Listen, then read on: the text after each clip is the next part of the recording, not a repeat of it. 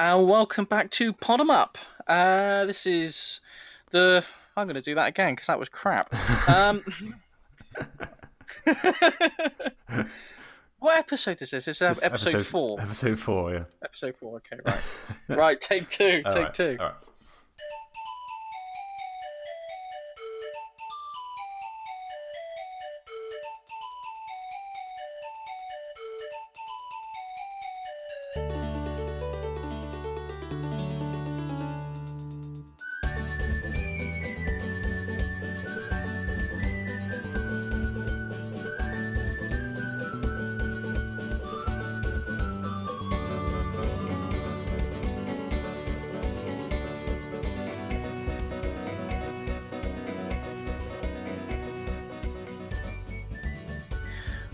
Welcome to Pod'em Up, episode 4. I am Tibbs, and you are. And I am Ollie. Sorry, I Excellent. jumped in there too early. That's fine. That's fine.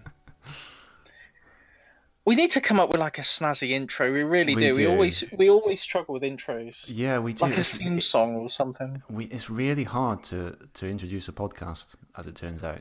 I It didn't is. know, because you listen to other podcasts, it sounds so natural. Yeah. Yeah, we need to come up with.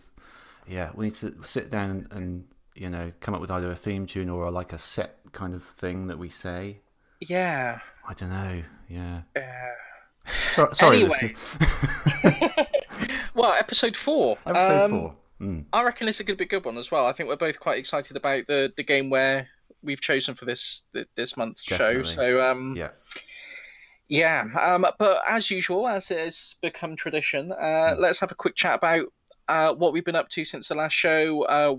Any gaming things we want to talk about? Other than our game of the month, what is it you've been playing mostly since the last show? I've been playing quite a lot this month actually. I've sort of been gaming every night almost, which is pretty good actually. First of all, we should probably talk about a game that I know we've both been playing that's come out since the last episode, and that's Sonic Mania Plus. Oh yes. Yeah, absolutely. Yes. In case you've been living under a rock or don't care about Sonic, this is the boxed version of the amazing Sonic Mania that was released last year. You can also get it as DLC, I believe. I triple dipped on it. I got the Switch version, the PS4 version, and I upgraded the DLC on because the original Switch version I had when it came out was obviously digital only, so I Wow. upgraded the DLC on that. So that's I can't match that. That's commitment. Yeah. hopefully that will send it. It was unintentional. I'd pre-ordered really? it on both systems without realizing, and then they both arrived, and I thought, wow, okay, I might as well keep them both now. Yeah, fair enough, yeah. And with the DLC, I had some gold points from when your Switch games. You can get loyalty points, gold star things for. Yeah, it's quite good, that, isn't it? Actually. It is. It's really good. But I've never used them on anything, and I had enough to get the DLC because it's only like £5. So I had enough in points to get the DLC. So Awesome. I got that as well. So hopefully that will send a message to Sega that more of this, please. That's true. That is a very good point. It's probably worth doing that alone, just to sort of edge them towards more Sonic Mania and less Sonic Forces. Yes, absolutely. It's a really nice package, though, isn't it? It is. It's great, isn't it? The art booklet is really, really cool. It's got some Really lovely sort of official art and kind of production sketches. I love how all the sort of level design sketches were sort of emulating the old ones from, like, I think it's the old Japanese manuals. Yeah. That's really, really cool. Really lovely to see. Yeah. Yeah. Absolutely I great. will say I did prefer because the case for the physical copy comes with a reversible cover. So you've got like a classic Sega Genesis, Sega Mega Drive style cover for the game on the other side of the printed cover. Yeah. I did prefer the artwork that I saw for the Japanese release. It did look cool. Yeah. Yeah, I did prefer that one. I think did they get a soundtrack as well or something in there? Yeah, they did. They did. I don't know. Yeah, and apparently, because previously the soundtracks they've released for the game officially have never included the Sonic 1 and 2 music. Ah, for usual reasons. usual copyright stuff. But I think the Japanese one, if I remember, if I had a look at the soundtrack list, this was when it was first announced, and I'm sure I saw Green Hill and Chemical Plant and Oil Ocean on there. Yeah. So I don't know. Yeah, Yeah, well, it's a good package all round. I mean, whichever one you get. I mean, yeah. I don't think I'll go as far as importing the Japanese I one, but was tempted, but I didn't in the end. Yeah. but yeah, Yeah, I'm really impressed with it. You know, they've really put the effort in on it. yeah, they have. It's really good, and the actual added content is really good as well. I mean, first of all, you've got Ray the sorry, Ray the Flying Squirrel and Just Mighty the flying squirrel. Armadillo. And I guess if you're not like a hardcore Sonic fan, you could be forgiven for not knowing who the hell these characters are. Yeah, I mean, I think a lot of people probably know Mighty Yeah. from, they've seen him about in other things, but certainly Ray's a bit of a deep Well, cut. Ray's only been in one game, and a fairly obscure one, and Mm. it's what's it even called? Sega Sonic Sega Sonic the the Hedgehog. Hedgehog. That's right. And I don't. I think I've kind of played that once, like emulated, and maybe the sound wasn't working or something. But I haven't. I was going to say I you don't know can the game very well at all. you can play it on MAME, but I Mm, think the original arcades controlled with a trackball. that's right. Yeah. So even if you play it on MAME, you're not really getting Mm, unless you've got a trackball set up on MAME. mm, But unless you're playing it with a trackball, I don't think you're really getting how it was intended to be played. But I think I've given it a go just out of curiosity. I don't think yeah. I spent very long on it. No, it was a long, long time ago. Mighty was also in that, but then he also made it to Knuckles Chaotix as well, didn't he? So he's a Yeah. little bit more well known. But I Yeah, and mean, he was in Sonic Heroes as well, wasn't he? Was no, he he part of wasn't. He was was he left out not? of. He was cut out. Oh, Yeah, the other Chaotix members made it, but he was not in Sonic Heroes, and he is a classic exclusive character, which is why, and along with uh, Ray, is like the last um, sort of classic characters that haven't been brought back. So I think that's why people have been sort of yeah, obsessed with bringing them back, even though they're quite obscure characters. And yeah. yeah, so but yeah, it's cool that they've brought them back. It's cool, that they've made use out of them. The things that they've done with them are pretty cool. I think the characters have some nice abilities that we haven't really seen before. It Uh, took me a while. I think we spoke about it mm, briefly on Twitter, but mm. Ray's got this It's sort of gliding. an odd gliding thing. It really It's takes a like while to get the yeah, hang of it. It wasn't until sort of the sort of the tail end of the encore mode before I really understood how yeah, to use same. it properly. You've I sort spent so long trying to get just over that. When you take control of him, you've got to get up onto like this high ledge. mm, I just couldn't get it. It was embarrassing how long it took for me to I actually know. get up there. It took me quite a while as well. It's weird. You start gliding and he goes up a little bit and then he drops down very suddenly. And the Yeah. idea is that you move forward and back to sort of try and keep him in the air. That's kind of the gist I got of it, anyway. Really. Yeah, that is, but yeah, like you can sort of swoop him down a bit and then pull up at the Yeah. right moment, and he'll sort of get a gust of It air, getting takes a him long back time to up. get it right, but Yeah, when you do, it's quite cool because you can kind of keep him going for quite a while, and I'm gonna it's say quite it's satisfying. almost game breaking once you get the hang of it because you can glide so far across the Yeah, levels. yeah, It's quite yeah. It's not once you like get the knack of it. I think it's not like Knuckles, which where he sort of descends gradually. I think can you just sort of keep staying in the air? I haven't tried going really really far with him, but You can go quite a distance, yeah. mm, I mean, I don't think there's. I don't know if there's like a hard coded limit on like Tails can only fly for a certain time mm, and Knuckles will always sort of descend. I don't know if there's that same sort of hard coded limit to what Ray can do, but mm, you can certainly go for a long time. yeah, yeah. Mikey's is interesting. He's quite a good character for a beginner, I think, because Yeah, he can defend against projectiles, and when he's spinning, you can land in spikes, and you I won't was going to get. say he's got some defense against spikes That's as well. right. I think. He uncurls, so if you fall in them again, you're in trouble. But Mm. it's got like that added protection against spikes, which is quite cool. He's got like a kind of smash, almost like a ground pound kind of move as Yeah, well, isn't he? Yeah. Yeah. So cool things that they've done with them, definitely. They haven't yeah. just a mighty like I think they've designed him from scratch. He's not like a recolored Sonic I was going to where say he so sort of previously was in Knuckles he was Chaotix, wasn't he? basically sort of a palette swap for a He while, wasn't was, he? But yeah. Mm, yeah, yeah, he's given him a bit more personality of his own on this one, mm, which is good. yeah. Encore mode itself was really interesting. I thought. I like the idea of it. Yeah. I don't know if it's something I'll go back to as much as the normal No, mania mode. no, I don't think I will as well. But it was Do you an want to explain how yeah, it kind of works? yeah. Again, it took me a little while to figure out what was going on in this, but basically, you control two characters at once, don't you? And you Yeah, can switch between them. So it's kind of like Tails following Sonic as normal, but you can have any character following any other character.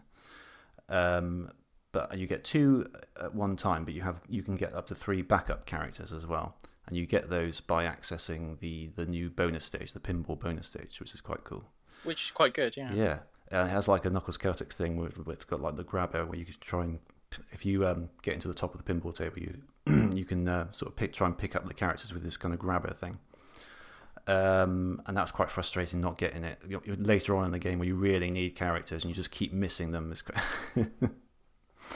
Yeah, but it's really good because if you lose a character, one of the backup ones will jump in, and then but there are no lives in the game I was going to in say that the mode, are there? characters are basically lives, aren't they? Yeah, they are. But you get continues in the special stages and the bonus stages. And I only lost a continue once, or lost all my characters once, and that was in Metallic Madness Act One, I think. And when that happened, I was right at the end of it, and I went back to Act One. So I don't know what happens if you lose them all and you don't have any continues. Did you encounter that at all? No, I didn't. No, I didn't plow a lot of time into the encore mode. I don't think I got as far as Metallic Madness. I did. Okay. I got a few zones, but Hmm. yeah, I would. I don't know. I wouldn't say I disliked it, but I don't think it didn't grab me as much as the normal Mania Okay. mode. And you can use Ray and Mighty in Mania mode as You well. can now, yeah, yeah. Um, so I started a playthrough of from scratch with Ray, Hmm. just to work through that, and mainly just to see what Super Ray would be like. To be honest, but that's what's taken up most of my time with that so far. Okay, fair enough. Have they? I was curious because I've mostly played Encore mode actually. I haven't. I think I've started a new game, just as Sonic and Tails. I think in the regular mode, but I haven't because they've added new level transitions. Certainly in Encore mode. Yeah. Are they still? Are they in the regular mode as well? Yeah, all the level transition. I don't think there's a single level that doesn't have a transition into the next level now. Ah, brilliant. Okay. In all of them. Yeah. I mean, some of them are still a little bit. Um, I don't know. They're not really there for much of a reason. Like Hydra City Yeah. Zone. That was weird. That Um, one. yeah, that's a bit. It doesn't really explain. It doesn't really link much between the two levels. Mm. Whereas all the others tend to have, like, they'll hang glide from Yeah, that was good. That one. Yeah. flying battery down to somewhere, and there's always seemed to be like a logical progression from one zone to the next. But with Yeah. Hydra City, it was just kind of like there's a hole in the wall now, and they run through it. And Yeah, it's and then next. they end up in the desert. They just Yeah, yeah. So doesn't make much sense, that one. That's doesn't the make only one I much was sense. disappointed by, I think. Yeah. Um, But yeah, I mean, all the other tweaks and improvements from Encore mode are all present and correct in hmm. Mania mode as well. Yeah, there was a lot of tweaks to the level designs themselves in Encore mode. I was kind of expecting it to be just the regular gameplay, but hard mode, like hard Yeah, tweaks. There are lots of tweaks, but I think it's not those that add the difficulty to it. I think it's the character swapping functionality, really. yeah, yeah. It is. Yeah. I didn't like that you can't really pick. Say if you've got all the characters on your roster there, Mm. you can't say your current two characters are Mighty and Tails. Mm. You can't choose to be Knuckles to get over a certain obstacle or something like No. that. You It, can't choose to be Sonic to speed through a section. yeah, You you can switch kind of between the two characters that you have, but you yeah, can't and you pick can it. get boxes that will swap one That's out. right. You will swap you out with a random Yeah, character. so it's possible, but you can't do it deliberately. It has to be You sort of can't do it random. deliberately. No, that is a bit annoying, I suppose, isn't it? Yeah. Yeah, I can kind of see why they did it because I think part of the purpose is to kind of force you into using these characters that you wouldn't Yeah. usually Yeah. have tried. That's right. And I think if you could just pick your own, you'd stick with your You favorites, and Yeah, that'd you'd be leave the it. characters you don't like as just as backups and never use them. Yeah. Exactly. So yeah, Mm. I can see why they did it, Yeah.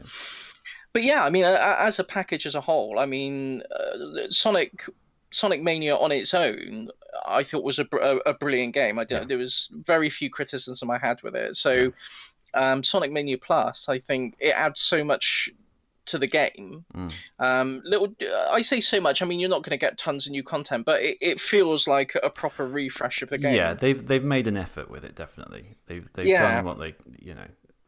and they're not rinsing you for it. I mean, No, if you're buying it brand new, it's I think it's down to like 20 quid it's now. about It's 20 quid, 25 yeah. quid, 25 when it came out. It's 20 Mm, quid now. mm. It's if you had it previously, like I said, it's only £5 to update to the new version. So Yeah, that's surprisingly cheap. That is compared to like the full physical version, isn't it? Just it five really quid. Yeah, is. yeah. I mean, that's a Yeah. bargain, really. There was one thing.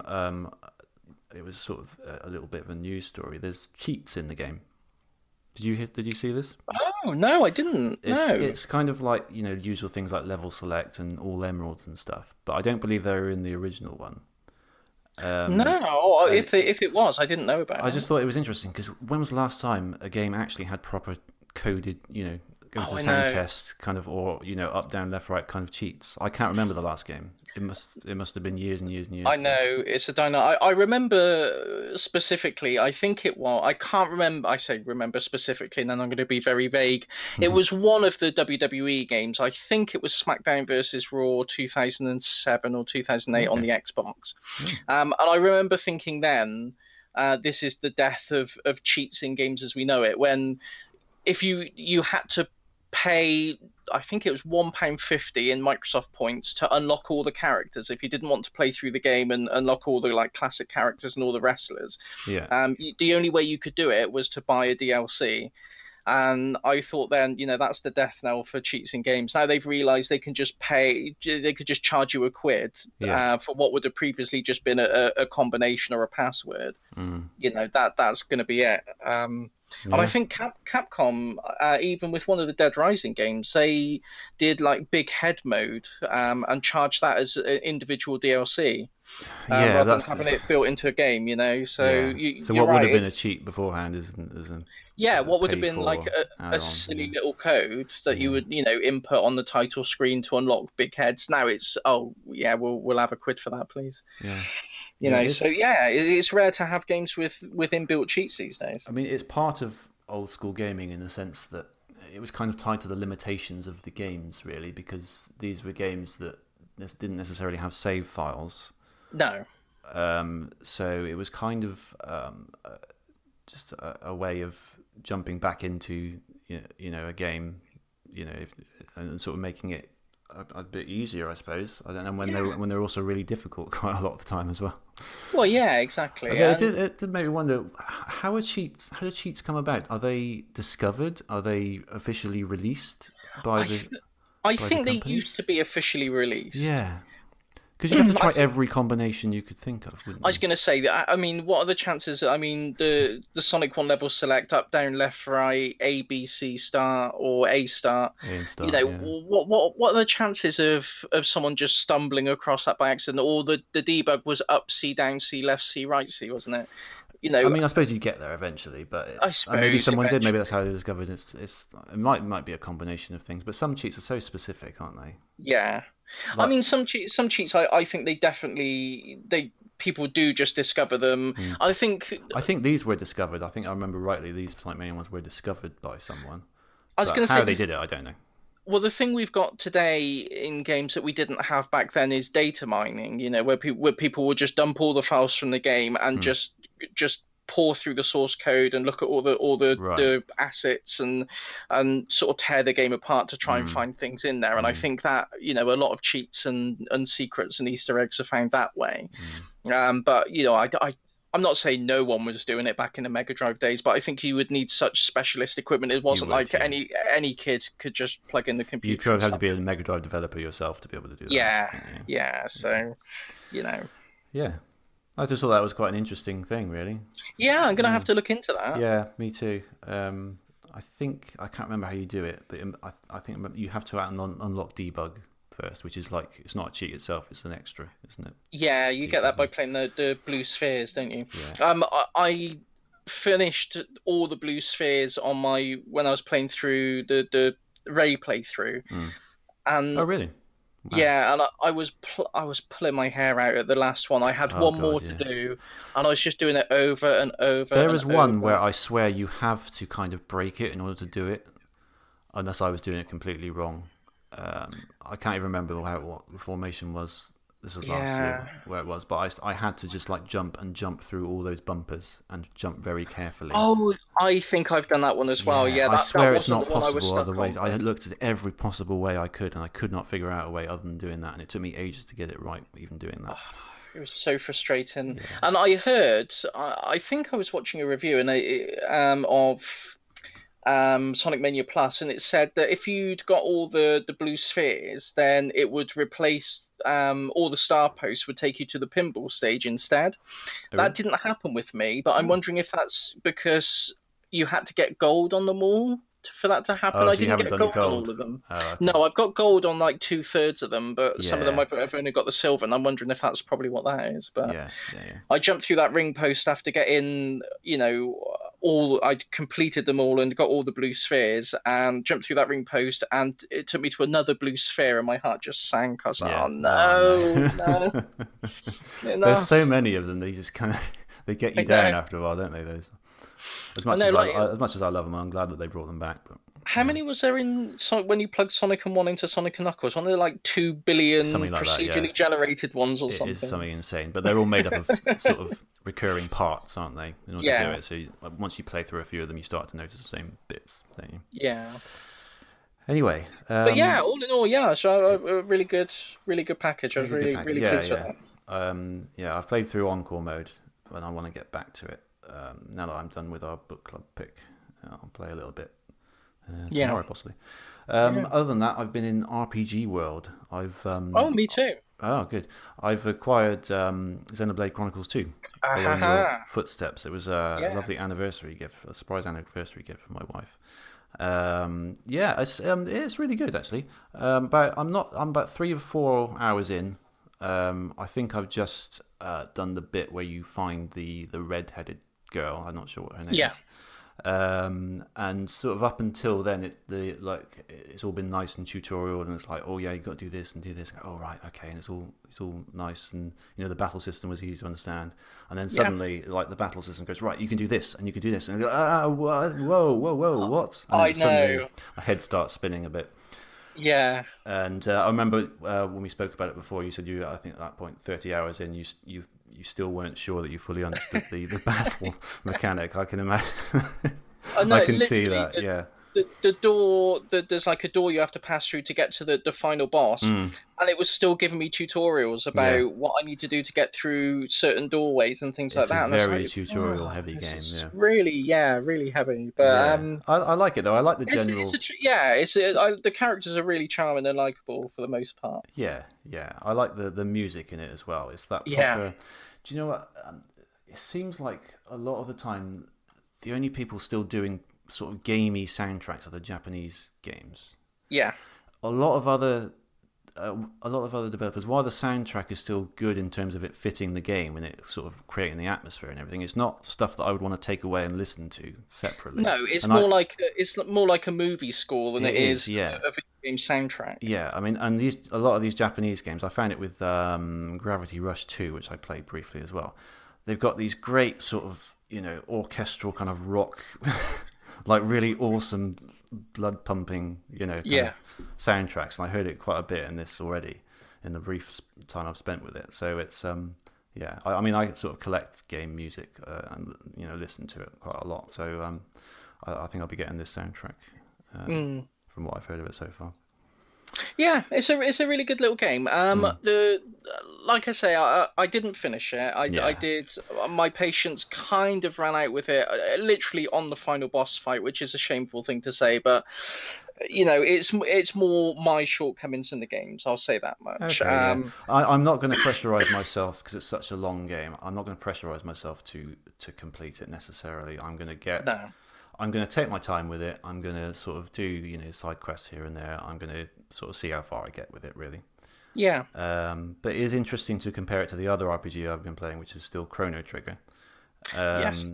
In that, Chrono Trigger is quite sort of basic, not in a bad sense, but in a kind of, there were no tutorials whatsoever so far for No. that.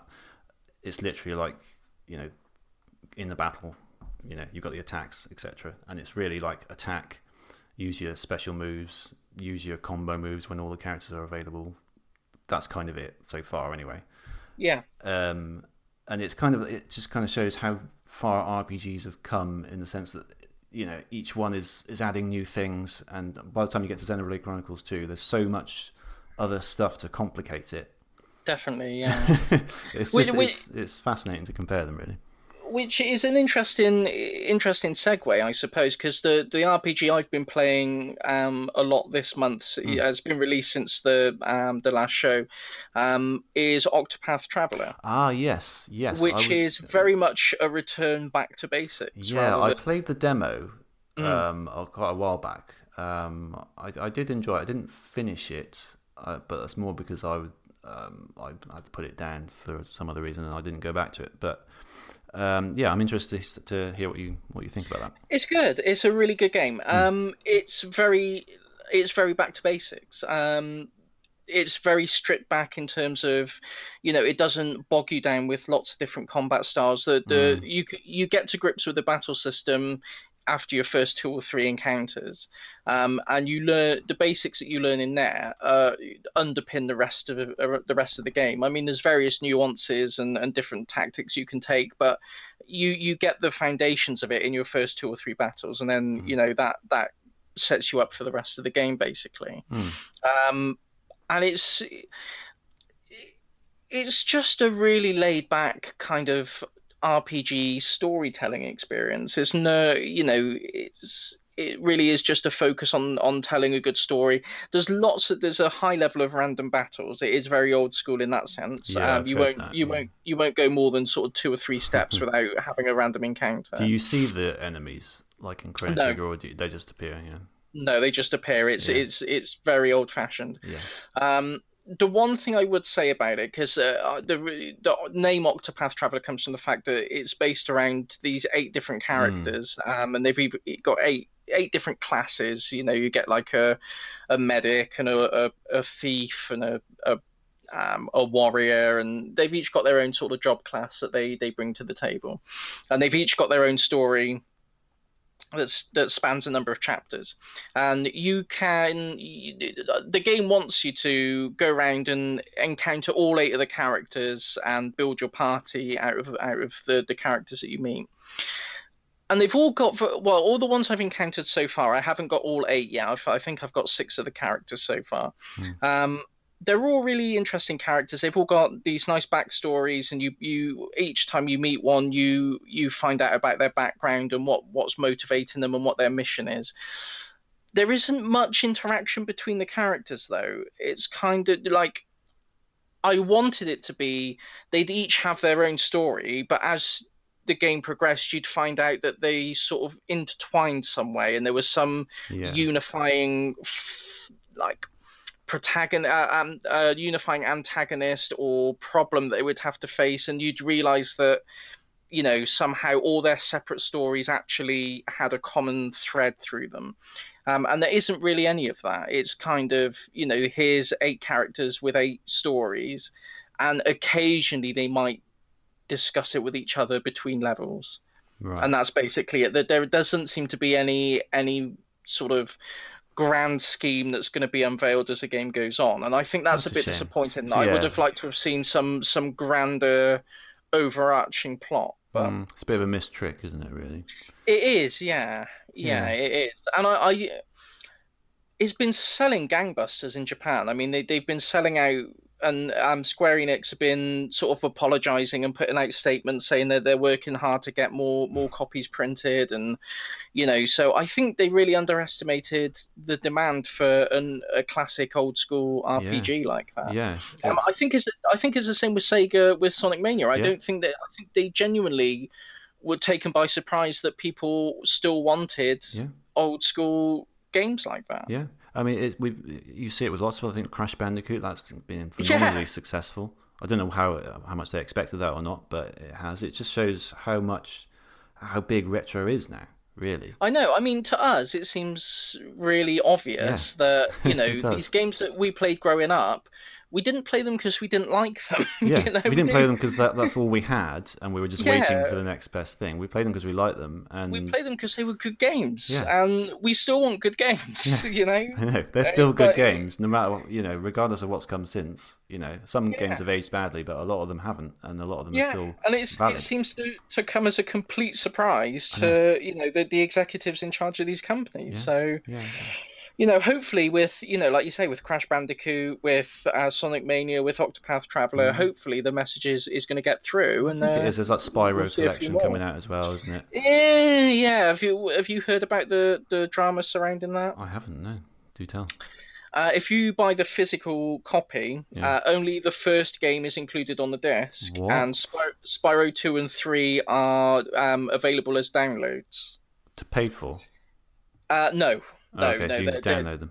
Why? Yeah, they're like they haven't really given actual response. That doesn't make There's sense. the What? two prevailing theories is that either it's a move to stop to counter the second-hand market, so you'd only get the 2 and 3 included if you buy it brand new, which I don't know. I think the industry got past the whole online pass kind of stuff a few years ago. I think they realized that didn't really work. Yeah. The second theory is that the games aren't finished yet, and they weren't finished in Right. time By to the go time gold. they get it on the disc. Mm. Yeah. I think that's the more likely of the two Quite reasons, possibly, but yeah. you know, just delay it a month. Yeah, I know. You know, Yeah. you don't buy a physical copy of the game because you want a download. You buy the No, physical copy exactly. You because you want the want the whole physical thing. copy. This Yeah. this was the same. I haven't played it, but it's Street Fighter Five when it first came out, wasn't it? It was had like hardly anything on the disc. Is that right? Oh, that is a slightly different situation, but Yeah, yeah, same thing. yeah, Street Fighter Five was bare bones as anything. It yeah, had no arcade mode. yeah. Um, yeah, it was absolutely bare bones, Mm. and a lot of it was. I mean, there's a physical copy now, Street Fighter Five Arcade Edition, which is a complete package. But Yeah, I want to get for around to getting years, that actually. Mm. yeah, for years you could, it was you got the bare bones thing, and then you had to download updates to Yeah, pad it out. it's such a slap in the face for sort of forward thinking, and when this console becomes a retro console, and the Hmm. online servers aren't there anymore. Although they haven't really been Exactly. taken down yet as far as the previous They generation is haven't, but I concerned. mean, But we've they we've they got may well be at we've some got point. precedent for it already. I mean, PlayStation Mobile. There's a series of games that were for the Xperia Play, which was like a mobile phone, and you slid it open and it had Mm, the PlayStation controller. mm. And they did a specific set of PlayStation Mobile games that you could download and play on the handset. All right. Um, you can't get those legally anyway now. All the PlayStation Mobile servers have been shut down. Mm. As far as I'm aware, the only people preserving those games now are pirates. Yeah, exactly. If there's just no way for you to get these games anymore. And I Mm. think it's naive to think that as big as the PlayStation 4 is, that one day they're not going to shut down the servers for that as well. And Yeah, all these games that are digital only yeah, are going to be gone. yeah. It's Well, as long as you it's keep them on your hard drive, but I mean, well, yeah, it's not safe, yeah. is it? Really, it's not. Doesn't It preserve it. doesn't Doesn't make it preserve it at easily all. accessible for everyone else. No. No, It's I'm really disappointed about it personally. I had yeah. it pre-ordered. I've cancelled my pre-order Right. because my hope is it's going to follow a similar pattern to Crash Bandicoot, where it is going to come out on PlayStation and PlayStation first, and say 6 months, a year down the line, it's going to come to Switch. Is that only on There's PS4 currently? Is that right? PS4, Xbox, and PC. Okay. So they might Switch do is the only one. the Switch Yeah, there's version. been a few leaks that suggest it's going to be coming down the pipe at some point. Right. And I'm hoping that the Switch version will be complete and everything will be on the cartridge. It's not going to look as good graphically as the PlayStation 4 release, but I'm willing to make that trade-off if I can just get the 3 games that I've paid for. Yeah, exactly. Exactly. You know, Just on the cartridge in that case, just forever. yeah, You got it there. Then as long as you've yeah, got a Switch, you'll have the game.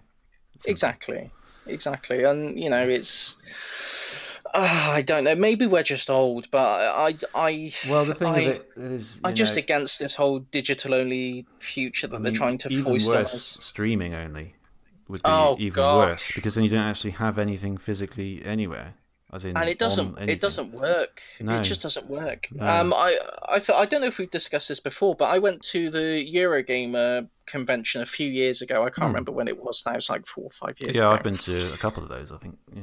Yeah, and the year I went, it was On Live, which was this streaming Yeah. only console, Yes, I and remember. Yeah. they had a big thing there, and they were a big presence at the show, and everyone who attended, they gave a free On Live console, as like some promotional thing. Yeah. Um, so I got it, and I didn't actually get one there and then because they were in such high demand. I got given a token, and I had to pay £1 to have one posted to me afterwards, which was fine. Yeah. Um, and I used that for a bit. I plugged that in and tried the whole game streaming thing, and it had its merits, but it just doesn't work very reliably. Hmm. Sonic 1 was unplayable. Sonic 1 was completely unplayable because of the input lag. Right. And I thought that was just ridiculous. You Yeah. know, we're talking about a game from 1991, and I can't play it in 2012 or 14 or whenever it was because of, all this hardware and input lag and streaming it across the Jesus. internet. And Yeah. the one time I did have a really good time with it, and I think it gave a really good glimpse of that it had something going for it. Apologize for the coughing. It's very dry atmosphere, and I get a bit of a tickly throat.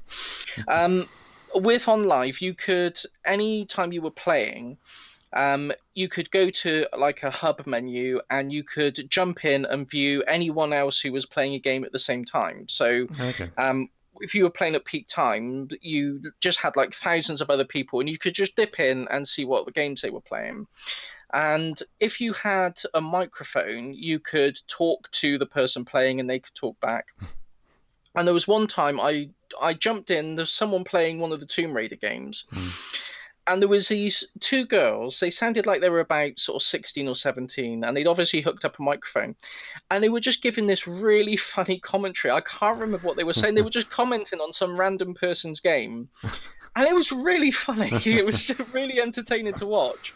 And they're just riffing off of this person's gameplay, and that kind of thing. I thought, there's That's something, quite cool. I mean, they're onto something there. There's a nugget of a good idea somewhere. But the yeah. whole, the whole streaming thing in general was a waste. I mean, On Live were charging full retail price for games. So at the time, I think the new Deus Ex game was one of the big releases at the time, and they were charging like £49 for that if you wanted to quote unquote buy it for On Live. Hmm.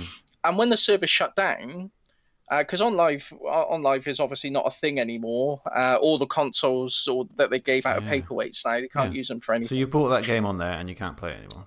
You can't play it. You got no refund, as It's far as I'm ridiculous, aware. isn't it? It's just gone. So Yeah. imagine if you'd have invested in a library of that, and sorry, the company's Yeah. Exactly. You're bankrupt now. putting all of your faith. I mean, it's similar to anything. It's similar to Netflix and anything like that, I suppose. But with games, it's more you know important because you're putting so much money in because they're more expensive. Yeah, And it just seems so if the company volatile. goes, that's it. You lost your games. Yeah, You can't play. They're not downloaded anywhere. They come through the internet live, and they can't do that anymore. It's gone. no, It's just I worry yeah, about the I do future if worry. that's the way it goes. Yeah, And I don't yeah. think it's able to do it yet, but maybe in the future. I don't know. I was gonna say, I don't. I think the next generation will be fine. I think the next Yeah. generation we're going to be with physical media for at least one more generation. Mm, But looking past that, it's a bit hazy. I don't know. mm. See, I don't like getting into anything that I can't be sure that I'm going to have. I'm going to be able to keep.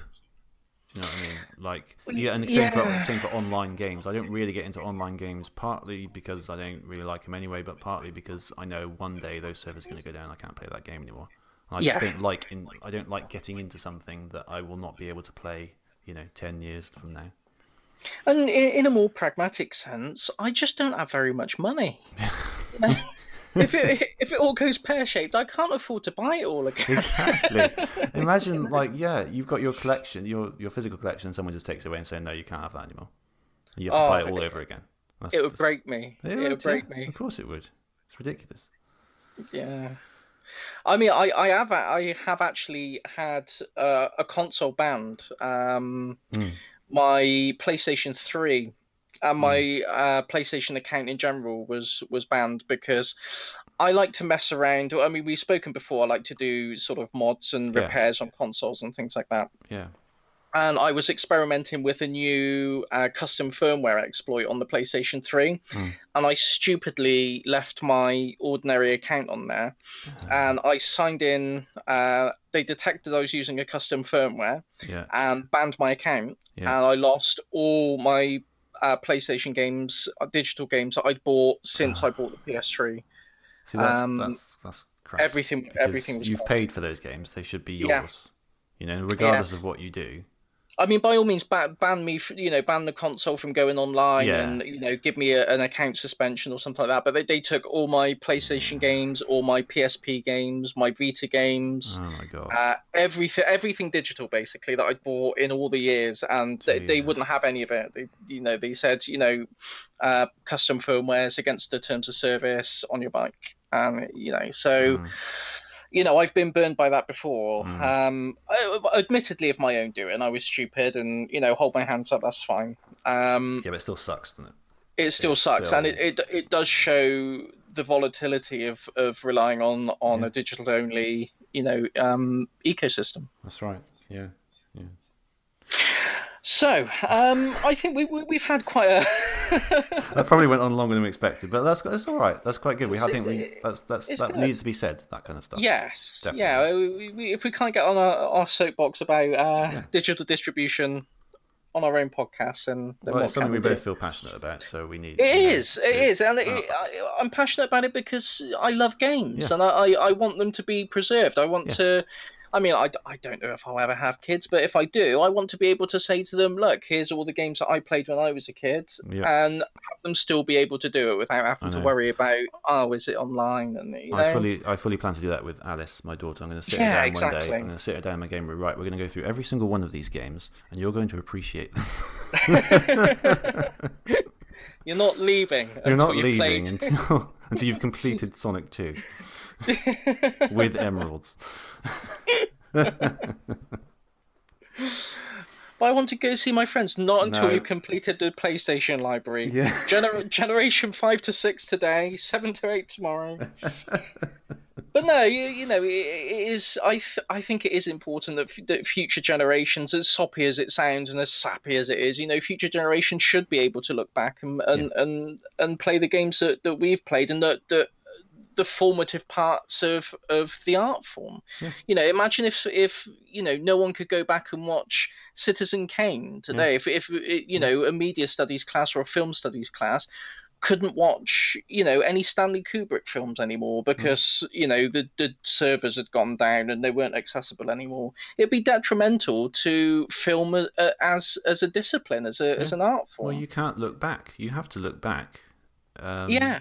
I mean, look how big nostalgia is at the moment. It's only big because we can go back, Yeah. and we can revitalize and we can look at that source material. If we can't do that anymore, I don't know. It'd be a sad world. Yeah, you're losing all that progress and all the things that shaped the industry into what it is today. Mm. So, should we take a much needed break? Yeah.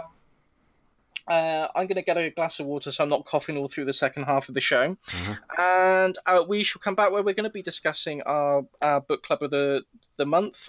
Your choice My was choice, Klonoa. Klonoa, Daughter Phantomile, Yeah. on the original PlayStation. Mhm. I think we're both quite looking forward to talking about this one. Definitely. So, we'll take a quick break and we'll be back after this where we're going to talk about Klonoa. Okay.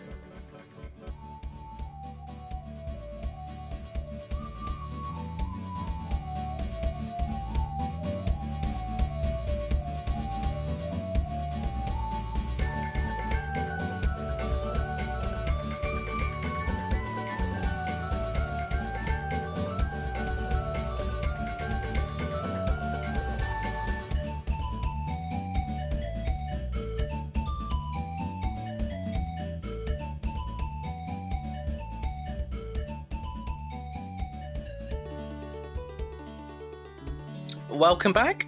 Part two Part two. Part of deux. the show. Part two.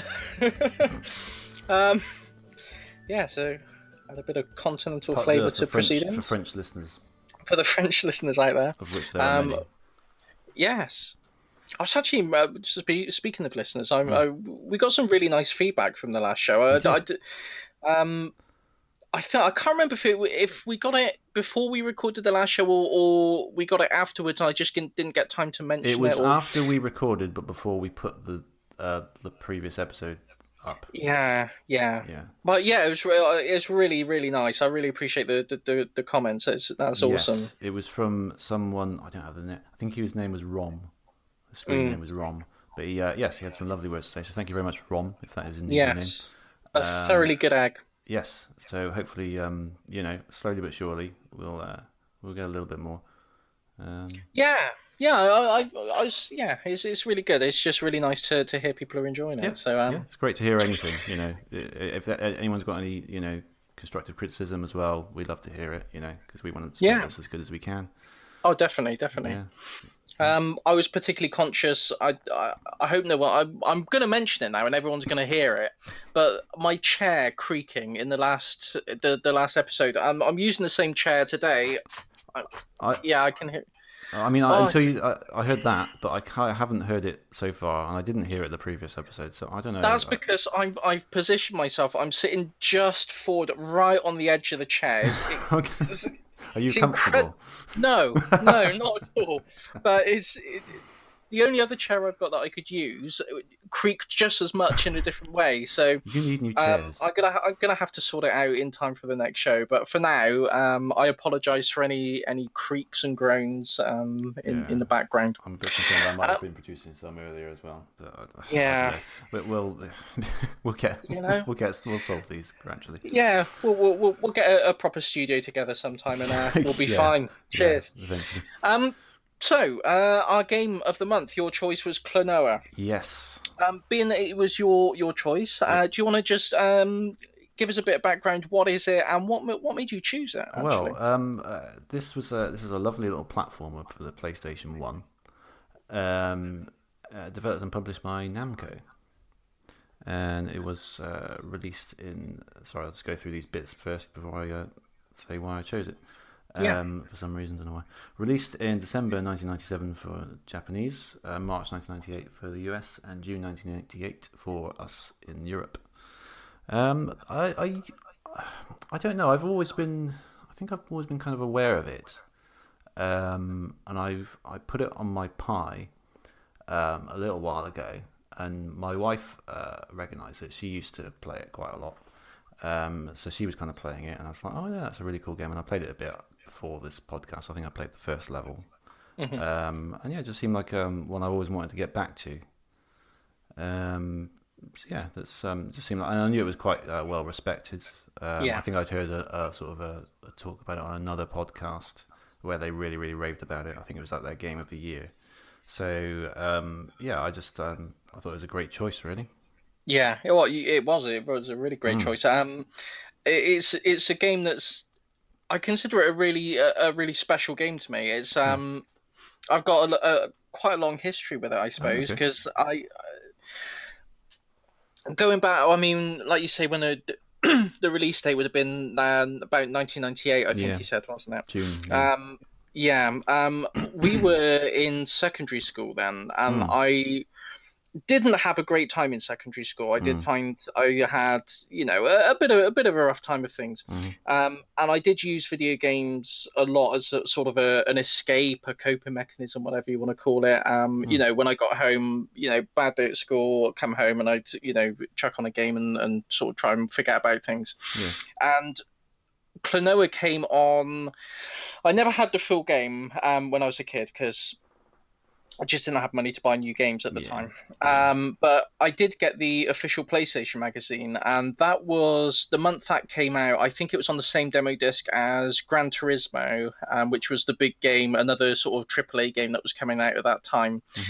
And I just played that demo disc to death. Like every night, I would be playing that same, because it was quite a long level. It gave you like the whole first level, the final boss, not the final boss, the boss of that level. Um, and it's quite a chunky little demo. It gave you basically the whole first chapter of the game. Yeah, And demo discs were great, weren't they? Really, they were really great they were back so then. good. Yeah. Yeah. Yeah, and I just played that, and I became so familiar with it over the years. Mm. When I eventually was able to buy it, it already had a very sort of personal meaning to Yeah. me. I think I always, Yeah. I was very attached to that game and the character, and so yeah, it's just it holds a special place in my heart. Really, When did it's a really when did you finally get it? oh years later, Okay. unfortunately. Because yeah, I was going to at say the that. time when it was already starting to inflate in value. Right. Oh, I see. Yeah, it's one of those things about demo discs. There's always the ones that got away in the demo disc, and they're the Yeah. ones you played to death back in the day, but you never actually bought. And No. Yeah. you kind of get Oh, once you there's get back into collecting again, you kind of like, oh, I've got to get that because I always wanted that game. yeah. Yeah. And I played the remake. I jumped on the remake that they did for the Wii Mm, as soon as it came out, and mm. that was, it's a really, really good remake. But Yeah, it looks it. Mm. it's just a fantastic game. I was really drawn into it. I saw parallels into it. I guess not parallels so much, but I think I at the time everything the whole gaming landscape was moving towards 3D platformers and Yeah. sort of graphics, not necessarily graphics over gameplay, but certainly finding excuses to demonstrate the power of consoles compared to the previous generation. Yeah. Yeah. And Klonoa seemed to be something that I was really missing from the old generation, which is just a good, straightforward platform game. Yeah. Um, Yeah. and yeah, it just filled a gap that I'd really been missing since the Mega Drive Mm. days. It's an interesting point because it's kind of um, how to put it. It doesn't want to show off about it. It's kind of using the modern technology really, really well, but it's not like a a glorified tech demo. It's they No, wanted to build a real core game in there using traditional mechanics rather than kind of messing around with new mechanics that end up not really working. Do you know what I mean? yeah. We should say it's a 2.5D game, isn't it? It is So a it's 2.5D game, which is a term I'm not never really been that thrilled about. But in this no, case, I think it really works because it's a mixture of polygonal and sprites yeah. done really, really well. And it makes sense for the time as well because if you were to do it wholly polygonal, I don't. It wouldn't look as good. No, it wouldn't look nearly as good. And No. there's something really, I think we mentioned Octopath Traveler earlier in the show. Similar. I Yeah. Yeah, I think there's a certain charm to pixel art and Mm. pixel characters that I'm not saying that 3D polygonal characters can't have charm or character to them, but I don't know, I just find something particularly appealing about really well done pixel art and 2D pixel characters, and I Yeah. think combining them with a 3D environment like Octopath does and like Klonoa does, it's just a really nice mix when it's done well. Yeah. I mean, they can get more detail in there for one thing. That you wouldn't have been able to at the time with wholly polygonal characters. I think Mm. these look like they've been pre-rendered. Would you say that? Yeah, I think that'd be fair to say. I Mm. think that, yeah, it definitely does. I don't know if they were, but it definitely does have a pre-rendered kind of style to it. Yeah, yeah. And I think that graphical style has aged really well compared to other PS1 games. Oh, I definitely. think the style that they've sort of textured the polygons in, sort of that cartoony style, not trying to be realistic, works really well. And the Hmm. sprites themselves, again, they look great. Well, I think that the remaster they did for the Wii, if you compare them side by side, Mm. it's not like the upcoming Spyro remaster where it's like night and day the difference No, between them. no, it It's isn't. kind No. of just like smoothed off a few of the rough It's a nice edges. lick of paint, isn't it? You can know that you notice there's a Yeah. difference, definitely, but You it's notice a difference, but it's not like it's not a completely different game no, it because isn't. No, it didn't need to be. no, All it needed was just a little bit of a, like you say, just a lick of paint to bring it up to slightly modern standards. But yeah, it held up so well that they really didn't need to do much to it to remaster it, no, quote unquote. no. Since you're so familiar with the game, why don't you tell us a little bit about, you know, the character and the world and what he can kind of do? Well, I'm familiar with it, but I'm not entirely sure what he is. Yeah, this is a point I wanted to bring up as well. What is he? I think I've always thought of him as a cat Yeah, with that long seems to be the ears. overriding opinion. He's some sort of cat-like creature. At first, I Yeah, thought he might be a dog because he had a big collar, yeah, and at one point, one of the characters was referred to him as a mouse. So I thought, okay, he's a yeah. mouse. He's a But mouse, then but he doesn't really have any mousy features, does no, he? so he doesn't look like any particular type of animal. Really, he looks like a No. made-up animal. But Yeah, when I first played it, I assumed he was a cat. I thought he was a cat with long mm, ears and he can mm, flap his ears and glide a bit, which in video game land is a perfectly acceptable yes, thing for a cat to do. of course. Um, so yeah, he's in actually yeah, I think the Japanese, the original game that we're talking about in England and well in the West, it was called Klonoa Daughter Phantomile. Mm, In Japan, it was my pronunciation is going to be terrible, but it was called Katsei no Klonoa Daughter Phantomile, which it translates as Klonoa of the Wind, um, which I suppose relates to his big flappy ears mm. and the way he can sort of control he not really control the wind, but I suppose there's lots of wind elements in the game. But anyway, you're this cat, you go around and you can capture enemies and inflate them. Yes, which So sounds like there's an these odd little, thing, yeah, but it does sound like an odd thing. as a game mechanic, it works very well. I Yeah, think. you sort of capture them, you inflate them in the same way, like if you imagine Kirby when he inflates himself, that's Mm, kind of what the enemies look like. yeah, And you can, once you've captured them, you can hold them in this inflated state, and you can either use them as a projectile weapon, or you can use them to throw at things in the environment to unlock switches or yeah. capture items, They use them in or you quite a can lot of versatile ways throughout the game. I find yeah, or you can use it for extra height as well. You can jump and then jump. it's You a can double. jump in the air Yeah, and then use it as a double it's jump, a double like jump. a Yeah, yeah. yeah. So yeah, and that's basically it. You find a mysterious pendant, and it leads you on a quest to save Laphise, the songstress of rebirth, I believe it is, Mm. if It's my memory's correct. there's an I didn't I found the story a little bit difficult to follow while playing it, but in reading about it, it's sort of like a dream world, isn't it? Where Yeah, it's supposed to be a world where all the dreams of real people get collected yeah, and Phantomile sort of is yeah. yeah, Phantomile. And there's a bad dude called Gadius, Gadius, yeah, who wants to turn them all into nightmares or something like that, isn't it? He yeah. wants to release a nightmare beast or something. Anyway, something like that. It's one of those games where the story isn't really why you're playing. No, it isn't. Having said that, there were some interesting mature twists to it. Yes, One in particular, where I don't know if I should spoil it or not.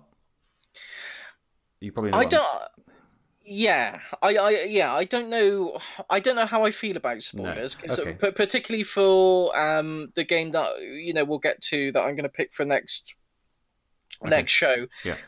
When we come to discuss that, spoilers are going to be a thorny issue. So I don't know what we want to make our As it, stance on spoilers would I be. think yeah, true. Let's just well, okay, let's leave it at that. There's the story is at least a little in a couple of points in the game. It's a little becomes a little bit more mature and a little bit more emotional than you might be expecting from the game I as you think look that's at fair it. to say. Yeah, Yeah. because the game looks very very cute. It looks almost too cute for some, you could say. I've heard that because it didn't sell very well when it first came out. Yeah, yeah. And I've heard commentary because it seems like an odd synchronicity that since you picked this as the game, Mm. quite a few big YouTubers suddenly did videos on Klonoa and the Klonoa series and its history and things like that. Mm. Not that I'm suggesting that they listened to the show and thought that was a good idea, but it Yeah, is one. well. But it is one of those sort of synchronicity things where a lot of people suddenly have the same idea and go Yeah, that's like, wow, interesting. yeah, it's quite That's weird, interesting. considering this game has been available for 20 years. Yeah, That's a yeah, bit it odd. is. Yeah, It's odd timing, yeah. but a lot of the discussion around the lack of popularity of the game at the time has been that maybe audiences found it a little bit too cutesy and uh, a bit too Japanese. I've heard some I people saying think, particularly on the PlayStation, the general move was to be more going to more realistic worlds and sort of grown-up games, wasn't it? yeah, it was trying to be very. The marketing was very edgy and very And modern and grown up, wasn't it? given that, you can see how a game like this wouldn't have stood out to a lot of people, Yeah, possibly. yeah, definitely. Having said I that, mean, it's still as suitable to as any other game to sort of kids and the younger generation. So, that it could still have made an impact on them. yeah, I And the mean, PlayStation was popular with everyone, so yeah, mm. look, I love the PlayStation. I love it like it was my own child. But there's some absolute bilge on that system. There's some terrible, Well, terrible. you can say it about any system that's truly popular, can't you? The You PS2, the can. Wii, the DS. There's wherever popularity appears, crap games will follow. Yeah, It's just the way it yeah. is, isn't it?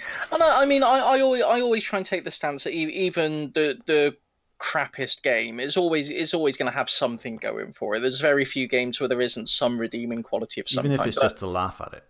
yeah, yeah, there's always something you can take from it. Yeah.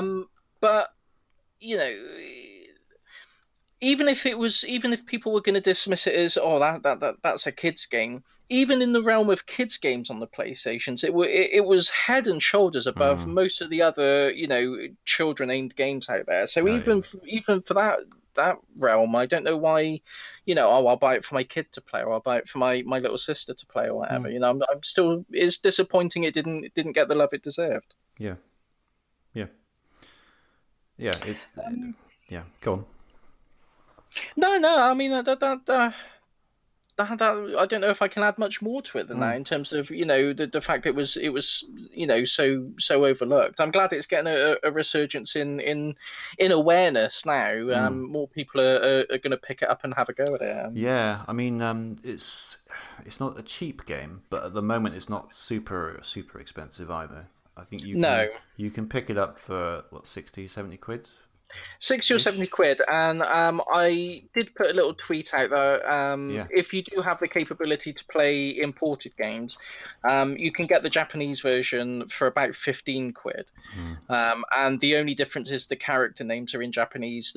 All the text of the game, all the menus, every is perfectly playable without any language It's barrier. great, that isn't it? It's amazing. Mm. It's just that in the text boxes, Klonoa's name and Hupo's name and all the characters will all be in Japanese. But So if by you can work around that, default, all the text is in English. yes, How yes. did the Japanese people understand Well, I think most Japanese people speak English. it? Hmm. I think they do. Okay. Because I remember reading most of the Japanese. Because there's a game Omega Boost, which was by Polyphony Digital, who are most famous for Gran Turismo. Hmm. They did a game Omega Boost, which is like a space robot shoot 'em up thing. That's another example of a game. If you buy that over here, if you want the Western release, you're looking at about 50 or 60 quid for a copy in good condition. The Japanese one is 100% in English from start to finish. There's like one Japanese subtitle on the intro sequence. Hmm. The rest of it, start to finish, is all English, Yeah. and you can buy the Japanese version for about 10 quid if it's in average condition, 15 quid if you want it in good Yeah. condition. There's a few other So examples like that, isn't it? I can't think of it off yeah, the top of my head. Some of the yeah, Saturn ones, I think. oh, definitely. Yeah, there's some really good ones on the Saturn. Yeah. And yeah, I remember reading because Resident Evil, all the voice acting is in English on the Japanese versions. I think all the text is Japanese, but all the voice acting's in English. Hmm. And I remember reading in a PlayStation magazine at the time, it's because English was considered very cool in Japan. Yes, I've heard that Um, as well. Yeah, it's got a certain appeal to it, just speaking yeah, English. Yeah. yeah. So I Hmm. wonder if that's. And I can see that because I think well I think any kind of bilingual ability is cool Mm. personally, but if I think I'd love to be able to speak and read Japanese. Oh I'd yeah, I'd absolutely. find that very cool. So there's no reason why it shouldn't work in Yeah, reverse, I yeah, suppose. yeah, absolutely. Um, the game itself, I mean, just sort of talking about on a more technical level, I think I really like the just the level design of the game. Yeah. It was very varied. You know, you would Mm. get a fairly linear level that had a lot of very traditional platforming sections, and then you'd have a lot of time you had to find like a key to unlock a door. Okay. You have to Yeah. go on a separate route. You'll come against the door. You have to go on a separate route, find a key, come back. A little bit of backtracking. Um, there was even one level where you had to backtrack almost back to the beginning of the level once you've turned on the big wheel. Do you remember that level? Oh yes, I do. Yeah. Yeah, I kind of got stuck on that bit. I couldn't figure out Yeah. where to go on that one. And I made in my notes. There's which one was it? Oh, it's level 6-1, which is the last level, the first I'm part of gonna that say level. that's very late in the game because there's seven stages in total, I think, isn't there? There's six proper ones. There's also a bonus one at the end, which I didn't Yeah. get. Which I we spoke briefly before we started recording. Um, I emulated this game, and I really wanted to get through it for the podcast because I really found myself enjoying it. But I was running out of time. I had to start saving and loading state like a madman, basically, because it does get pretty tough this game. So I kind of got to the very last, this last boss, and it kind of kept coming. And I thought, oh, well, I'm saving and loading so often, I'm not really playing this game anymore. So I ended up looking at it on YouTube, and there is like a secret bonus level at the end that looks ridiculously hard. But anyway, 6-1 was almost, I found it almost like a, this term is thrown around for everything these days, but a Metroidvania, in the sense that Yeah. you Yeah. had like coloured blocks everywhere that weren't moving, and you had to go around the level. The level's made up of various different rooms, and you had to hit that. You had to find the gemstone that was matched that colour to release all the blocks. And then you could go back and then go to different routes and get Hmm. another gemstone to unlock more areas. And there's a very intricate kind of map of that level, and I thought that was really cool as well. Yeah. And the Eclipse one as well, 5.2 I've got written there. Yeah, I'm gonna say 5-2, 5. That was a Yeah. really cool thing. It's very simple, but it worked really well. Hmm. Basically, you're in a level where there's an eclipse constantly going on and off in the sky, and when everything goes dark, the enemies become invincible, Yeah. but platforms become usable.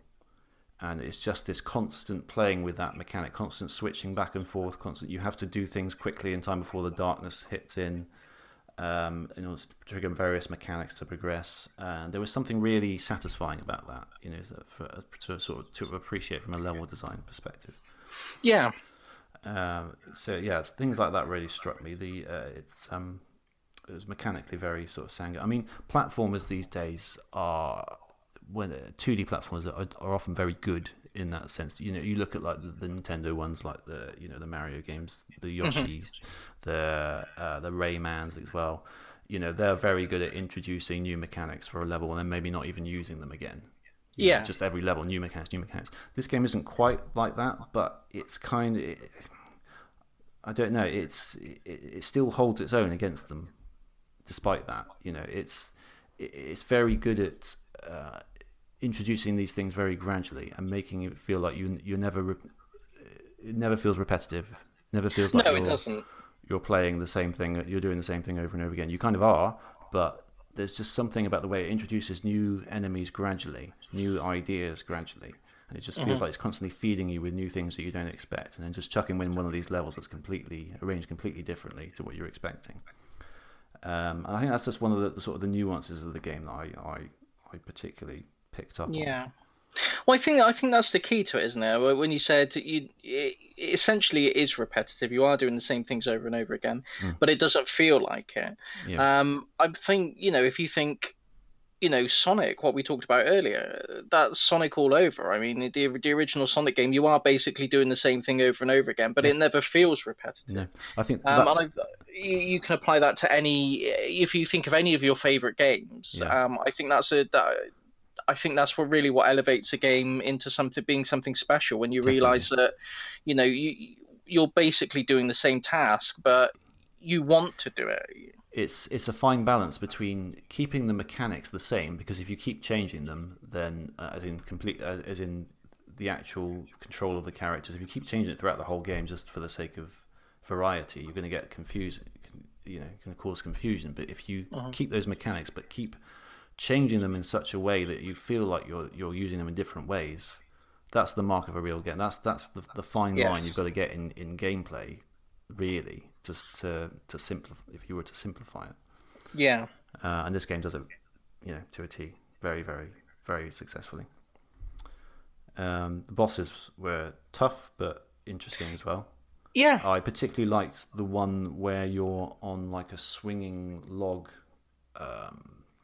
kind of bridge, and it swings back and forth into the background where the boss is at the back, and you've got to grab a character from the foreground and hold him while it swings, dodge obstacles that are sort of there as you sort of swing underneath them, and kind of move towards the boss and throw an enemy at him. That was quite a cool one.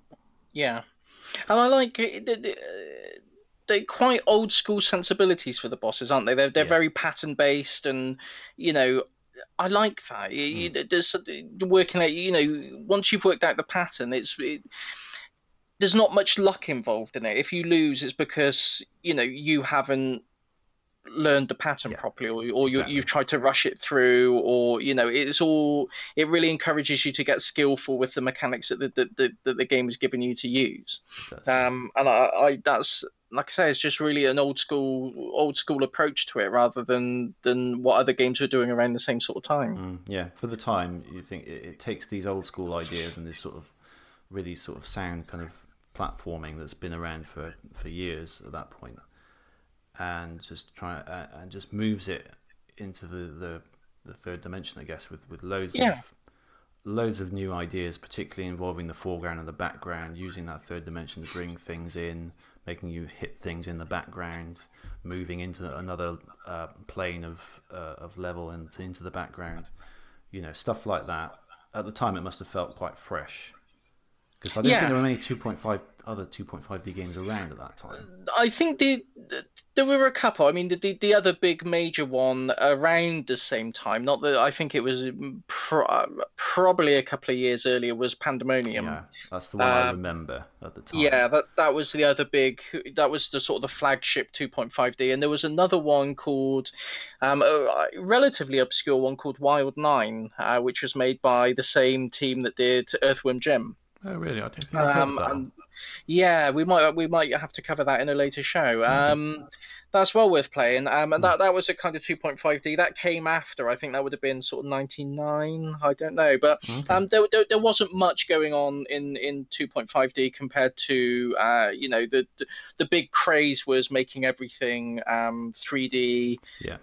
free roaming kind of style platforming. Yeah, it was all about exploring, Yeah, a very and sort literal of 3D. collectathons and It was yeah, that was popular, and it was yeah. just sort of it was taking those baby steps into moving around, roaming around in free roaming, which at the time was jaw dropping. But you remember Mario 64? I mean, it was worlds Yeah. away from anything you've experienced at the time. Well, But I was gonna make that comparison then when you said when you said how it takes sort of the old school ideas and brings them into the sort of mm, modern style. It kind of I'd put it in the same kind of innovation stakes as that as Mario 64 in that kind of thing. I think they just took it, whereas Mario 64 went into the full 3D kind of thing. mm.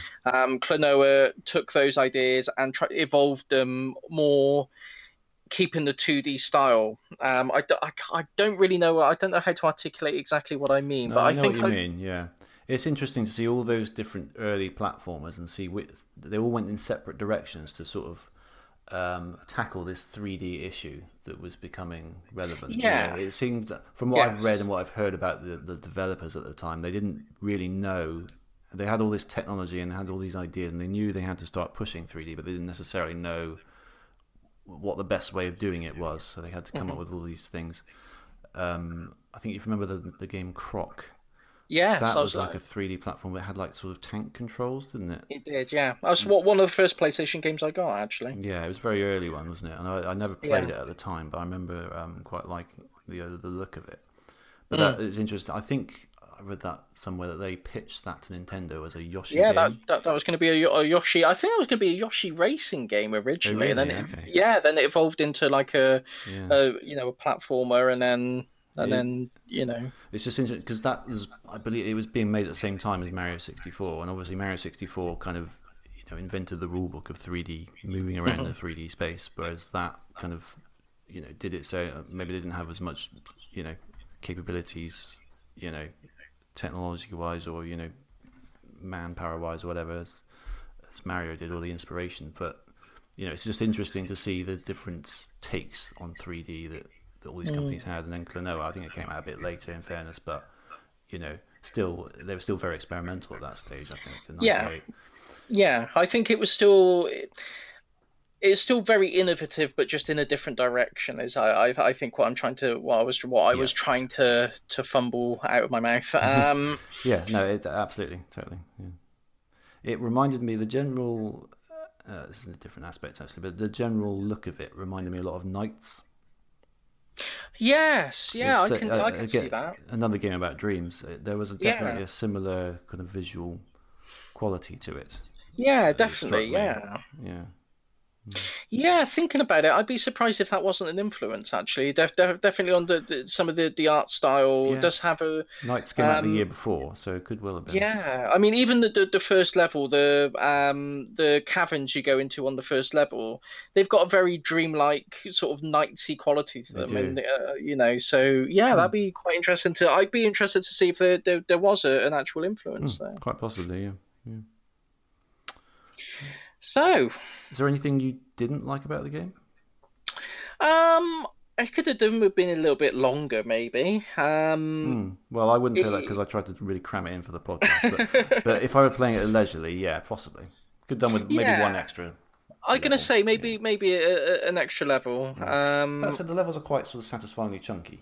They're not Yeah, like over in 5 minutes necessarily, or even three no, minutes. Or they'll, especially the more complicated ones, will take you a fair old while if you, especially if you keep dying on them.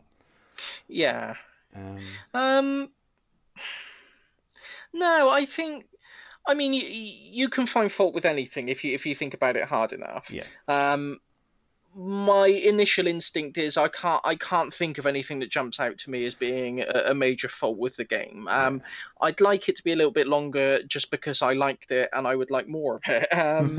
Yes, I mean that's a good problem to have in a way, isn't it? Yeah, I was going to say as problems go, that's not a bad one to Yeah, have. I've only got yeah.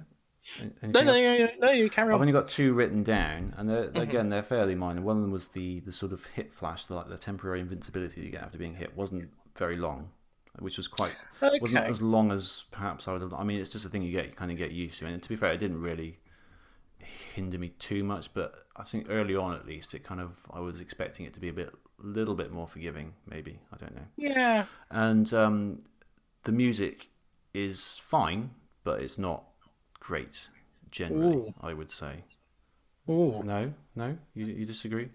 Ooh. Yeah, I do. I disagree with that. Okay, Yeah. I like the first level. First level is a great, very, very Oh, yeah. catchy theme. You're very catchy. Yeah. But after that, I didn't find myself drawn to many other pieces.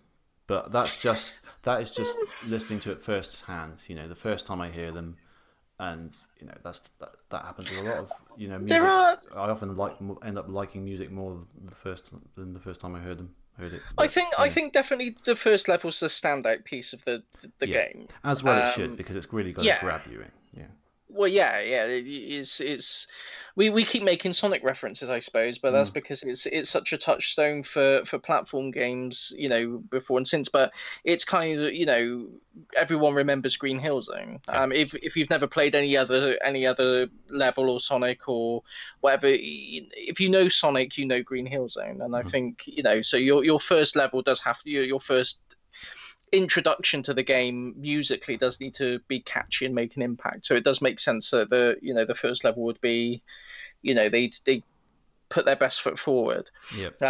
But yeah, the first track is definitely the standout. There are a few forgettable tracks on it, but on the whole, I really enjoyed the soundtrack. I don't know if I would Okay. listen to much of it outside of the game, though. I Well, suppose you're right in that that's the sense. thing. I mean, as I said earlier, I like to collect game music and listen to it. So I don't actually listen to much music that isn't game music, to be honest, because I'm Hmm. not that into the music industry. But uh, it's fine in the let me clarify. It is perfectly fine in the game itself. It fits really well. It doesn't get annoying. It's not repetitive. It works. It's great. It's quite well produced. It's just that takeaway aspect. A lot of it isn't, I guess, my kind of the thing that I would enjoy listening to. Yeah. Well, that's fair enough. Yeah, I mean, I like sort of quite catchy, quite clear melodies, and this isn't, with the exception of the first one and maybe a couple of others. This isn't. It's more kind of, I don't know, atmosphere. It doesn't try and stand out, is what I would say about it. Mm. It doesn't kind of jump out and like Sonic. In any level, Yeah. you will notice the music as much as anything else, I would say. Yeah. But in this, it takes a back seat to the gameplay, which you could argue is a valid thing to do anyway. Yeah. Yeah. So yeah, But I mean, that's the only thing. again, if that's the two sort of criticisms Yeah, you level at it, then I think that's a sign of a good game. I think yeah, if that's the absolutely. worst you can say about it, then Oh, you're on for totally. a winner, aren't you? Yeah, yeah, yeah. So I think it's fairly clear that we'd recommend this. In case you hadn't worked out already, I think we'll both recommend this game. Well, but yeah, I thoroughly recommend it. There are a lot of other games in the series. I Yeah, say a lot of others. yeah. We should There's touch on some of them. Yeah. yeah, there's a sequel on the PS2. Mm. Won't say too much about it because I think that might be worth us definitely covering in a future episode. Having played this game, I do really want to pick that up because I've tried it on my PS2 emulator on my PC, and it doesn't. It's okay, but it's not perfect. Mm, So it's something I would look to get picking up. It's not as expensive as the first one, but for a PS2 game, it is still a little bit pricey. yeah, I think CEX are doing it for 20-25 quid. I think it that's not too looks. bad. That's not too And there bad. is one in the CEX near me, so I might swing by and pick it up. It's well worth it. If you enjoyed the first one, you're going you Okay, will enjoy the second one. that's So, good. Yeah. there's also a beach volleyball game, Yes, which is a I bit of an saw odd. this. This is it anything like Dead or Alive Extreme Beach Volleyball? No, no, No, then I'm not it's interested. Go no. There's much more volleyball in it on. than Dead or Alive. Yeah, just as well. Yeah. Um, and there's a couple of Game Boy Advance spin-offs as well, which are Mm, basically they're kind of the same thing, but just on the Game Boy Advance. So they're worth having a go at as yeah. well. They've dropped in price considerably actually Okay. since I look when I first looked at getting those, like way back when I was got my first Game Boy Advance. Um, they were quite pricey. I mean, they were sort of around the same sort of level as what Klonoa for the PlayStation is Really? now, and they seem to have really dropped. I mean, when Why I would that last be? checked, That's odd. I don't know. I don't know. I mean, maybe Game Boy Advance isn't a big console to collect for at the moment, because it's very easily emulated. So That's maybe an people aspect. who are, Yeah. you know, but I mean, you can pick them up. The prices tend to be sort of 10-20 pounds at the moment. Really? So Okay.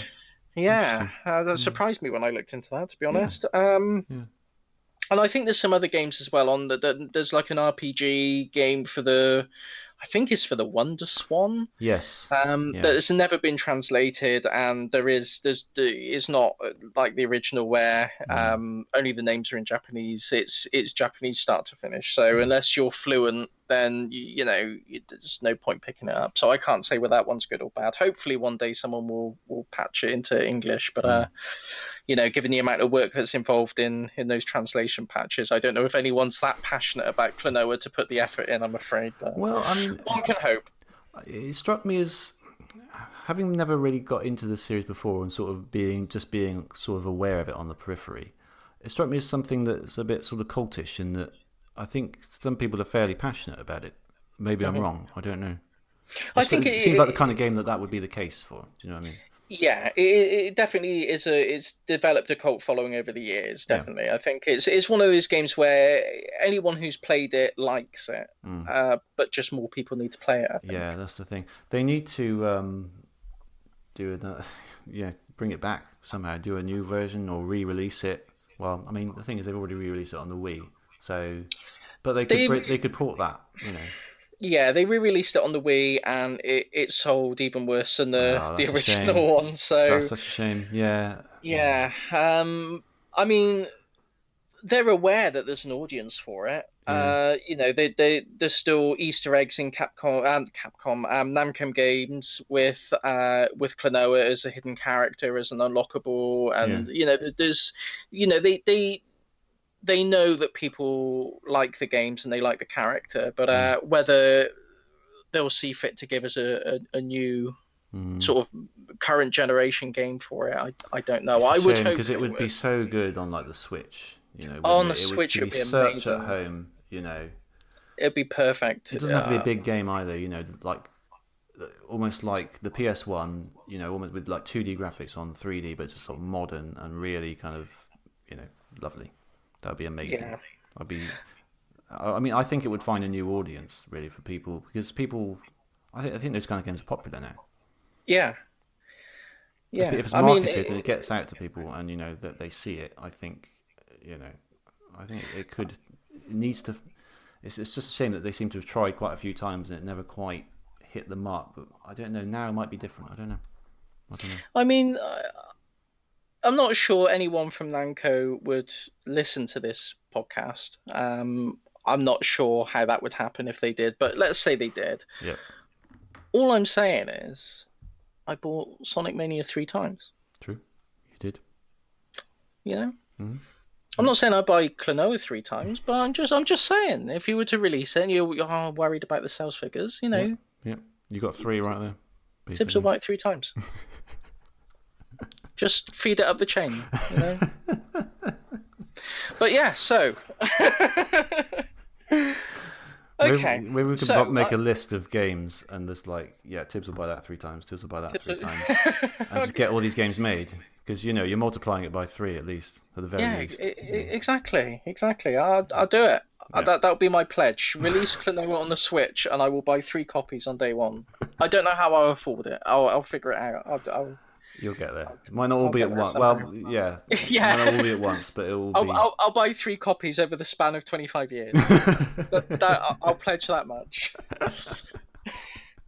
Okay. Well, I like you say. I think it's quite clear that we give this one our full recommendation. Absolutely. So, there's plenty of ways to pick it up. I Mm. think it's like £3.99 if you don't mind the digital only version, despite our protestations of digital distribution earlier. Yeah. Um, you can pick it up for 15 quid, and if you want the proper Western release, you sort of 60 or 70 quid, and it's yours. And whichever way you decide to play it, Yeah. give it a chance, I, and I think the let Wii us is. know how you get on. I think the Wii one's about 45 Yeah, ish.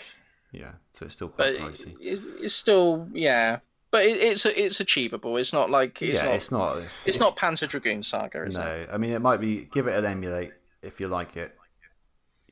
Pick it up. Oh yeah, I think I might do that with the sequel. I reckon. yeah. I'm definitely thinking about it. Yeah. Anyway, well, that wraps that up pretty nicely, I Yes. think. So, So I'm yeah, go gonna on. choose the game for our next show. Yes, and you hinted last time that it was a Nintendo DS game. Is that correct?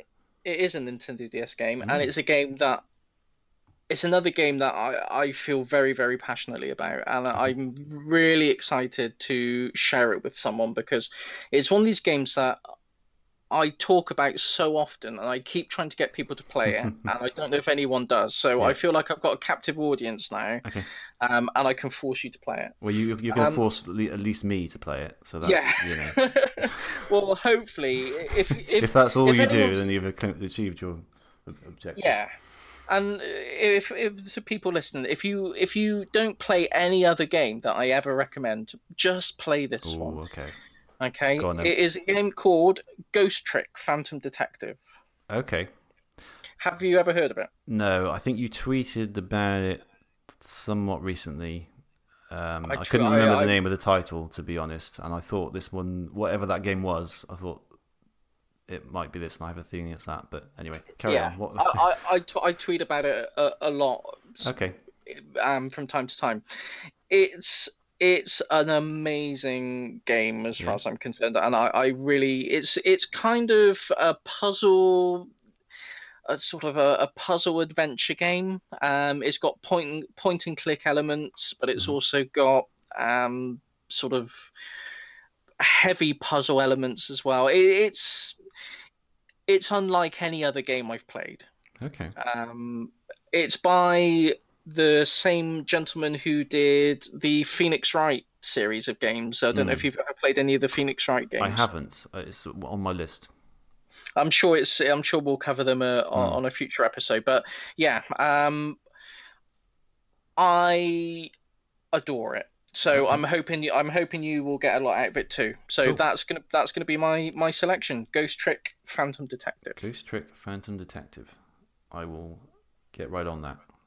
I'm going to, although I have a DS, I'm going to emulate it because I cannot look at a DS before it will burn my Yes, eyes. And that's not the fault of the that's DS, that's the not fault of my eyes. They do that's everything with a portable screen, does it, sadly. that's horrible. It's horrible, yeah. I mean, I commute 2 days a week now, and the amount of switch time that I'm missing out on just because of this Yeah. stupid eye condition is just, it depresses me.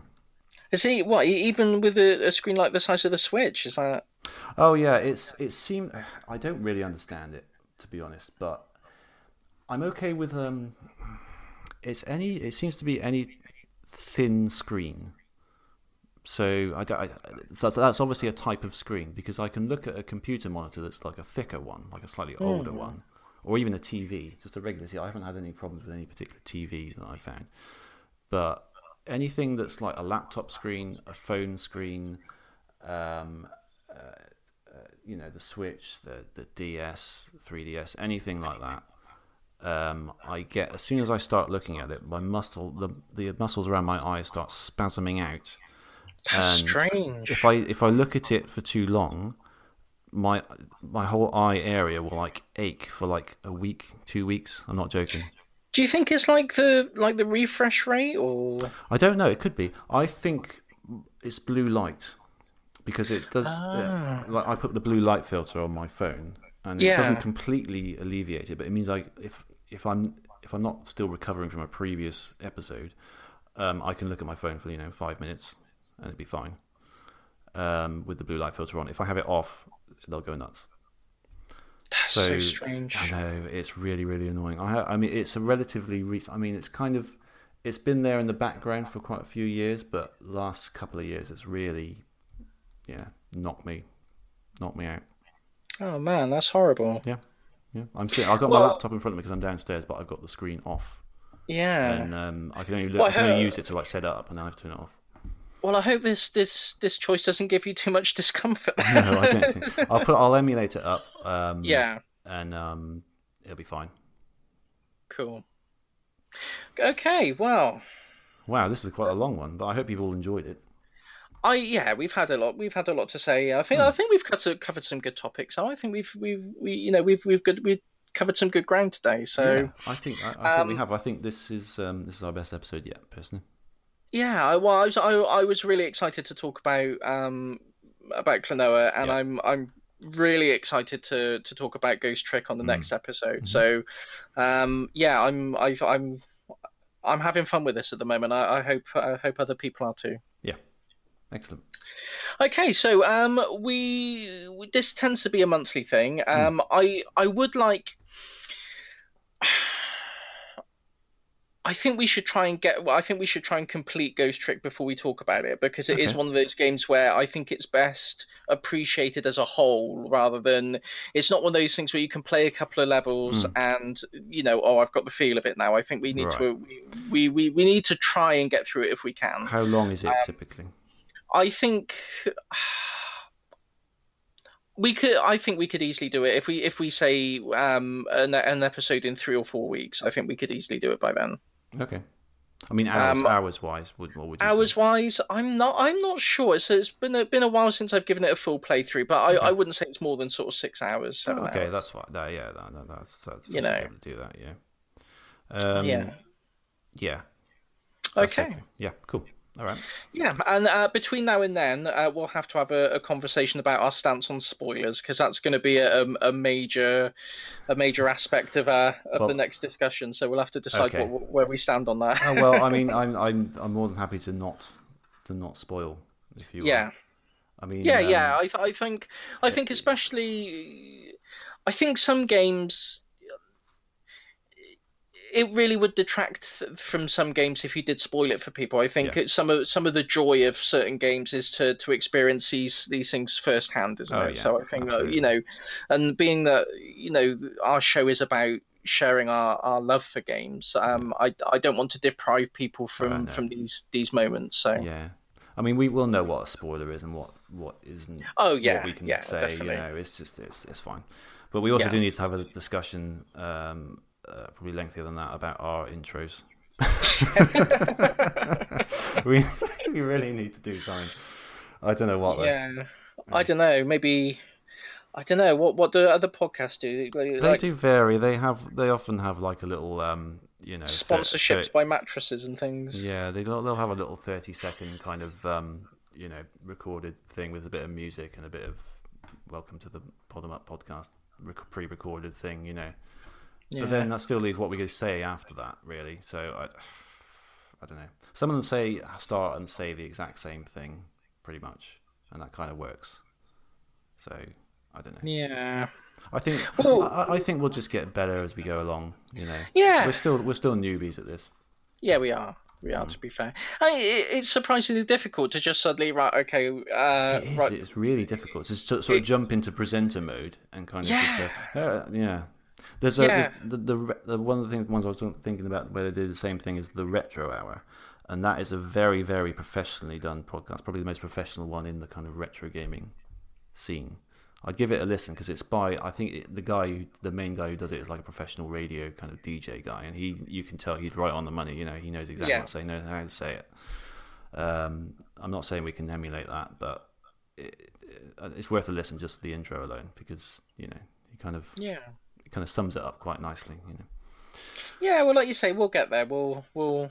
I think every episode so far has been slightly better than the one that came before it I in think terms so. of sound quality and production. So as Yeah. long as that trend continues, we'll be in a good place, I Well, in think. But theory, as long as it continues, we'll be the best podcast on earth.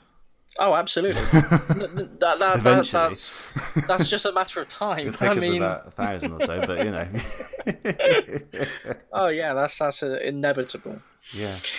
But for now, we shall bid you good day, and please, if you feel like joining in on the next podcast, if you want to play along with us, get yourself a copy of Ghost Trick and send us your thoughts on Twitter. Our email address is the same as it ever was, podemup@gmail.com. Yep.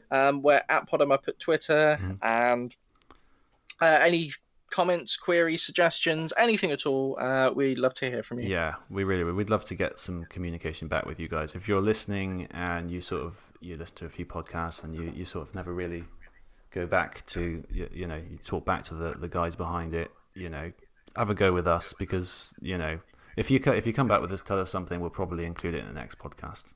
Oh About yeah, that. yeah, almost certainly. You'll be immortalized forever in podcast form. And who Yeah. can turn that down?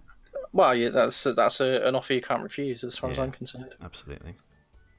Okay, well, goodbye for now, and we shall see you again in 3 or 4 weeks. And yeah, looking forward to it already. Awesome. See you guys. Bye bye. Bye.